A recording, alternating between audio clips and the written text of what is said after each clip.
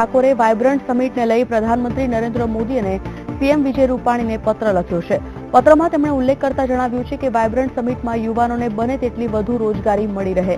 અલ્પેશ ઠાકોરે એવી પણ માંગ કરી કે વાયબ્રન્ટ સમિટમાં એવા કરાર થાય કે જેથી સ્થાનિકોને પણ રોજગારી મળી શકે.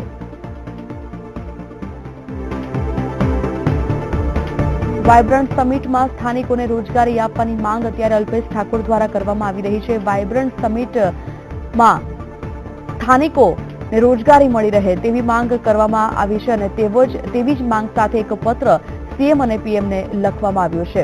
તો વાયબ્રન્ટ સમિટને લઈને એક પત્ર અલ્પેશ ઠાકોર દ્વારા લખવામાં આવ્યો છે. આ પત્ર વડાપ્રધાન નરેન્દ્ર મોદી અને રાજ્યના મુખ્યમંત્રી વિજય રૂપાણીને લખવામાં આવ્યો છે. પત્રમાં યુવાનોને રોજગારી આપવાની માંગ કરવામાં આવી છે.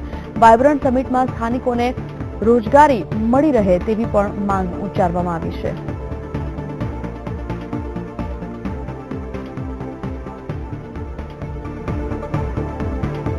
મયુર મેવાડ આ વિષય પર માહિતી સાથે ફોન લાઈન પર. મયુર, અલ્પેશ ઠાકોર દ્વારા સીએમ પીએમને એક પત્ર લખવામાં આવ્યો છે. ખાસ કરીને આ પત્રમાં ઉલ્લેખ શાનો છે?